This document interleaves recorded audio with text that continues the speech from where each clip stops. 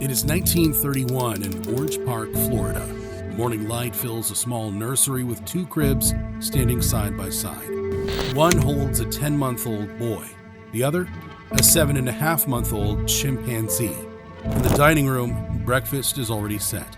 The children sit at the same table, and their parents lift them, put them in their high chairs, and teach them how to properly hold a spoon. In the afternoon, they crawl across the same floor. They're carried in the same arms, and they are corrected gently, praised warmly, and spoken to in the same voice.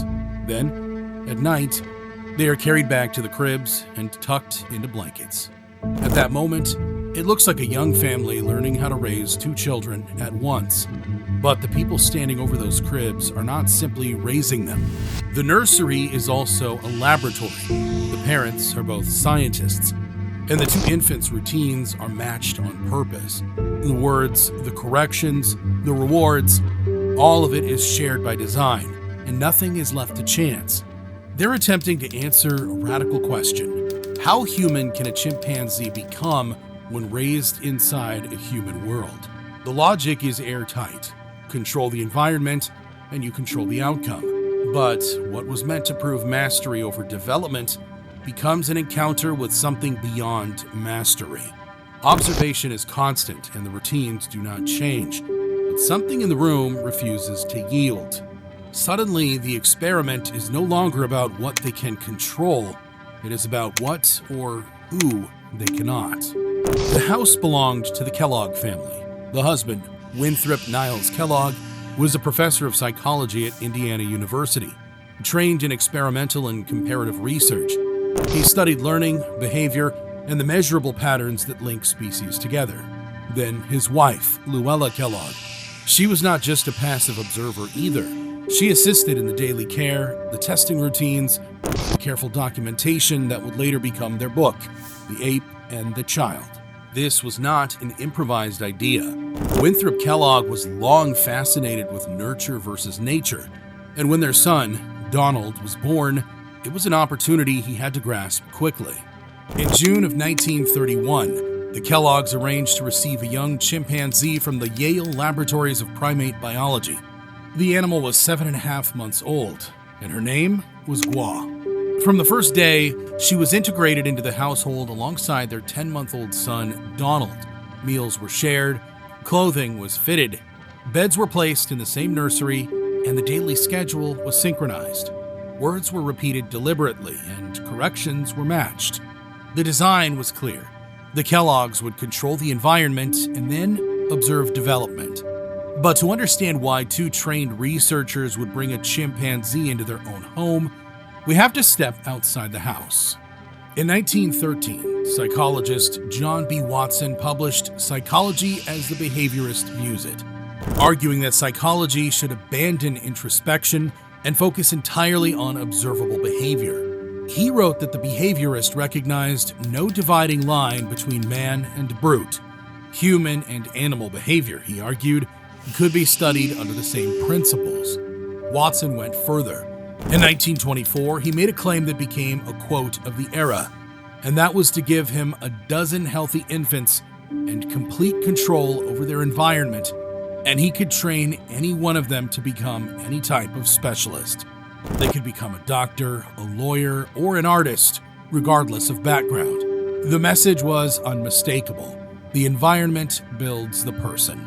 By the 1920s, behaviorism had reshaped American psychology. Learning was framed as conditioning, and intelligence was framed as modifiable. Differences were increasingly attributed to upbringing rather than innate structure. So, inside that intellectual climate, the Kellogg's idea was not outrageous. It was also consistent. In addition, chimpanzees already demonstrated tool use, social awareness, and rapid learning through reinforcement. If behavior followed the same laws across species, then equal upbringing might narrow the distance between them more than anyone had directly tested. The core question was there. If two infants grow up under identical conditions, how much of the gap between species remains?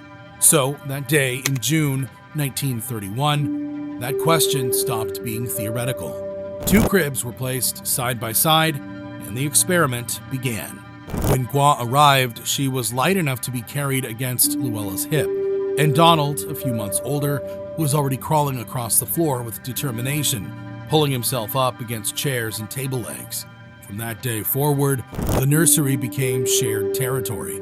Meals were taken together at the family table. Gua was not isolated or confined, and there were no leashes and no cages either. Gua slept in a crib and wore human clothes. She reached for spoons, spilled milk, and tugged at fabric for attention the same way Donald did. When one was corrected, the other was also corrected. When one succeeded, both were praised. The structure was like this because Winthrop believed that comparison required equality. So the schedule was synchronized, and the language use was consistent. Yet, this was still a family home. The same hands that recorded reflexes also lifted the children when they cried, and measurement began immediately. The Kellogg's recorded blinking responses and reaction times to sound. They timed how quickly each infant turned toward a voice and how close they went to the voice while blindfolded. They observed how objects were grasped, how furniture was climbed, and how obstacles were approached. Simple problem-solving tasks were introduced. Spoken commands were repeated, and vocal imitation was encouraged. Day after day, the notebook filled, and the early results were striking. Gua adapted quickly to household routines. She climbed chairs with ease and gripped surfaces with remarkable control. When her name was called, she often turned immediately. In some command-based tasks, she appeared more responsive than Donald. Her physical coordination advanced rapidly, but this was not surprising. Chimpanzees, after all, mature faster in certain motor domains. Still, the contrast was visible. Where Donald struggled to balance, Gua steadied herself effortlessly, and initially, the comparison seemed promising. For a while, a chimpanzee raised inside a human home did not behave like a captive animal, and instead, she adjusted by learning the household patterns, responding to praise, and accepting correction. Indeed, the shared environment was clearly shaping behavior. However, development did not unfold evenly. And as the months passed, the differences became less about strength and more about style. At first, those differences were subtle, but over time they had become increasingly harder to ignore. Because on one hand, Donald began handling objects with increasing variation, like rotating toys in his hands and testing angles without prompting. Moreover, he repeated actions even when no one reinforced him, and sometimes, surprisingly, he seemed to explore simply to see what would happen next. On the other hand, Gua's strongest performances clustered around cues. When prompted, she responded quickly, and when reinforcement followed, the response strengthened. But once the cue was removed, the behavior did not always extend on its own. The pattern was becoming difficult to dismiss. Gua's actions depended on the signal, and these were not dramatic divergences. In fact, they did not invalidate the study. Nevertheless, they marked subtle shifts in pattern, shifts that, taken together, suggested two different learning trajectories unfolding inside the same walls. Inside the same rooms, under the same routines, and with the same voices guiding them, two different rhythms of learning were emerging. Winthrop documented the contrast carefully. Meanwhile, Luella observed the daily interactions that never made it into formal charts. The pauses, the hesitations, the flickers of spontaneous curiosity. And yet, the overlap remained real. Gua followed gestures, adapted to tone, learned household boundaries, and showed social awareness within the family unit. Clearly, the environment was working. However, the gains did not accumulate in the same way, because strength did not automatically lead to exploration, and quick compliance did not automatically become independent variation. Improvement in one domain did not consistently spill into another. In other words, progress was not transferring across contexts, while Donald's growth moved more gradually and was in widening directions. True, his motor skills lagged behind Gua's early on, but his engagement with objects became less dependent on immediate feedback, and instead of waiting for cues, he began linking one action to the next. He built, he modified, and he returned to previous attempts and extended them further. None of this suggests failure, but a difference. And that difference lived in small details, like how long attention was sustained, whether an action was repeated without prompting, and whether variation appeared without instruction. To an outside observer, the contrast might have seemed minor. However, inside the notebooks, it was unmistakable. The shared environment had narrowed certain gaps, and it had done so effectively, but it had not erased them. By late 1931, the pattern was visible in the records. Gua remained physically impressive and highly responsive to cues, and Donald was slower in some physical tasks, but he was increasingly exploratory and increasingly self-directed. Both were learning, but they were not learning in the same way. By early 1932, the household had settled into a rhythm that felt almost ordinary. During mornings, breakfast at the table. Next is playing on the floor, and later, structured testing sessions in the afternoon. Then, in the evening, notes were written quietly once the house had gone still. Luella often sat between the two infants, repeating syllables slowly while studying their faces. Meanwhile, Winthrop listened carefully, pencil poised, recording what changed and what did not. Language filled the house, not casually but deliberately, and with constant intention. And soon, when Gua showed a nearly universal tendency to grunt at the sight of an orange, the Kellogg's decided to extend the association. Twice each day before giving her fruit juice, one of them would ask, "Do you want some orange?" And the emphasis always fell on the word orange. At first, Gua responded only when the fruit was visible, when she saw the juice prepared, or when the cup was placed before her. Finally, after roughly 30 repetitions, the pattern shifted. She began to bark, as soon as the word was spoken, even before the juice appeared. The association had clearly formed, and by 11 months of age, the response was finally reliable. For the Kellogg's, this was strong evidence that conditioning could shape behavior. Gua responded to tone and followed familiar routines with consistency. When her name was called, she turned, and when commands were issued in practiced contexts, she often complied. Comprehension within clear boundaries was visible. Yet, inside the same house, something else was unfolding. The Kellogg's did not have a formal method for testing entirely new phrases, so comprehension sometimes revealed itself by accident. At this stage, a command would be directed toward Gua, and Donald would respond first. So if one of them said, "Kiss Donald," the boy immediately leaned forward and offered his cheek. And when Gua was told to get up on the chair, Donald sometimes climbed onto it before she moved. Statements originally intended for the ape were answered by the child, as if he had been listening all along. And Winthrop recorded these moments carefully, noting both surprise and implication. There were occasions when Gua produced new responses as well. However, her learning unfolded gradually, reinforced trial by trial before stabilizing. Donald's comprehension, by contrast, often appeared suddenly, without the same incremental buildup. At the same time, their vocal patterns were separating in noticeable ways. As Donald's early cooing developed into rhythmic babbling that repeated without prompting, sometimes he vocalized alone, as though experimenting with what sounds his mouth could make.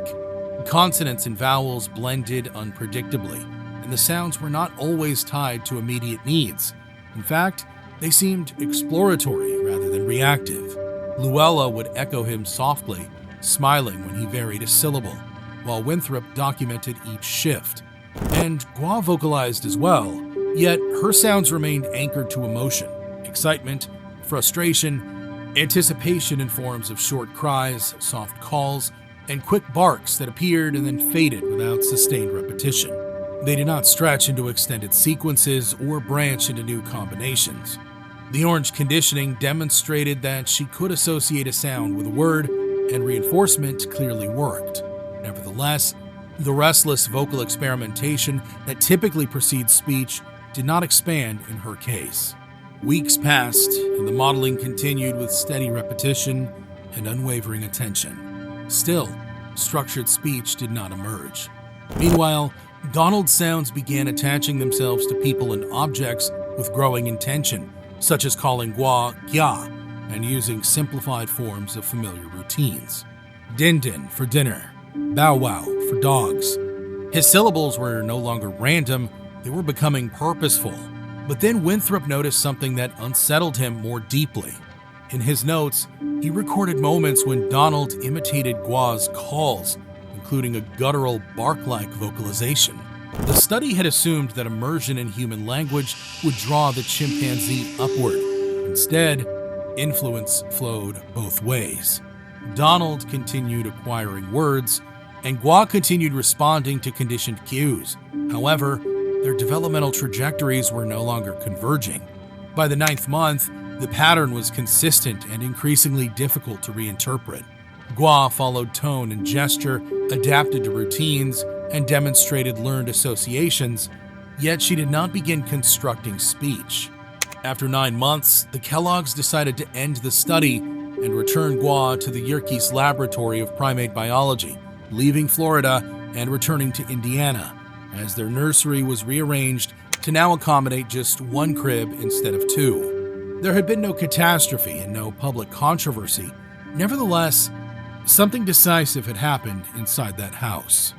2 infants had shared the same environment, heard the same language, and received the same attention, and only one began building speech. The realization did not arrive as a dramatic revelation, nor did a belief collapse overnight. Instead, there was a gradual recognition of a boundary that could not be crossed. A ceiling had appeared, and once it appeared, it did not move. The Ape and the Child hit shelves in 1933, entering the field quietly and without spectacle. No headlines declared the end of behaviorism, and no dramatic reversals of theory followed its publication. Instead, the book was received as careful comparative research written in restrained and deliberate language. The Kellogg's did not claim that heredity explained everything. They didn't frame their findings as a defeat of environmental theory, but described what they had observed and allowed interpretation to unfold gradually over time. Nevertheless, those observations carried weight. For months inside their Florida home, the logic of behaviorism had seemed to hold under close scrutiny. Motor skills improved, routines stabilized, and conditioned responses, such as the orange association, demonstrated that reinforcement could reliably shape behavior. In many early tasks, Gua had matched or even surpassed Donald. Yet when development reached language, the symmetry stopped. And the fact did not overturn an entire intellectual movement. However, it introduced friction. But throughout the 1930s and 1940s, behaviorism still continued to dominate American psychology with confidence and institutional strength. Researchers refined stimulus-response models, reinforcement schedules grew increasingly precise, and learning theory expanded into classrooms, clinics, and laboratories. Nevertheless, language resisted clear explanation. In 1957, B.F. Skinner published Verbal Behavior, attempting to account for language using the same conditioning principles that had successfully explained other forms of learning. Within this framework, words were treated as behaviors shaped by reinforcement histories. Speech was not fundamentally different from any other conditioned response. But only 2 years later, in 1959, linguist Noam Chomsky published a review that fundamentally altered the conversation surrounding language acquisition. He argued that Skinner's model could not account for the generative nature of children's speech because children routinely produce sentences they have never heard before. They generate grammatical structures that were never explicitly reinforced through direct conditioning. As Chomsky wrote, any attempt to explain language solely in terms of stimulus and response was hopeless, and this critique did not depend on the Kellogg study directly. Yet, the tension it described had already appeared decades earlier inside that nursery. Immersion had been complete, reinforcement had been systematic, and exposure had been constant. Still, structured speech had not emerged in the chimpanzee. Therefore, the problem was not exposure alone. Later, in 1967, Eric Linneberg extended the argument in Biological Foundations of Language, proposing that language development depends on biological maturation unfolding within species-specific neurological constraints. Exposure, he argued, is necessary but cannot manufacture the underlying capacity. because language requires developmental windows and neural structures that make its emergence possible in the first place. Accordingly, the question began to shift. Instead of asking only how the environment shapes behavior, researchers increasingly ask what the organism must already possess for certain forms of learning to occur at all. Across the following decades, scholars such as Steven Pinker would describe language as part of the human biological endowment, while others emphasize the evolutionary and social foundations of linguistic capacity within a broader adaptive framework. Thus, although debate continued, the emerging consensus moved toward interaction. Environment matters profoundly, yet it operates within parameters established by biology. Seen from that later vantage point, the Kellogg's home in Orange Park takes on a sharper clarity. Gua had not lacked stimulation, nor had she been deprived of immersion. She lived inside a human household, heard speech throughout the day, and received correction, encouragement, and systematic modeling. Her conditioned responses demonstrated that learning was unquestionably occurring. What did not occur was spontaneous linguistic construction. The Kellogg's had followed behaviorist logic to its furthest practical test by synchronizing routines, controlling exposure, and measuring responses with disciplined care. What they encountered was not a failure of effort nor a flaw in methodology, but a distinction in capacity. Environment shapes development. It can accelerate, refine, and redirect behavior in powerful ways, but it does not erase the underlying architecture of the organism. In other words, experience supplies materials, but it does not redraw the blueprint, because the human brain carries a design for language that mere repetition cannot construct in the absence of that design. That realization did not arrive all at once. Instead, it emerged gradually through decades of debate, publication, and revision across psychology and linguistics. Yet, the essential contrast had already been visible inside a nursery. Language did not cross species lines through immersion alone. Still, the study did not diminish the power of learning. Rather, the Kellogg's defined its reach, and what they attempted was not reckless speculation, but a rigorous test of a confident theoretical claim. The outcome did not destroy that claim, but it narrowed it. The difference between the two cribs had not been dissolved, it had been measured. The decision to stop the experiment did not come from outside pressure or public criticism. Instead, it emerged from inside the house. By the 9th month, Winthrop had accumulated enough data to compare columns and timelines with confidence.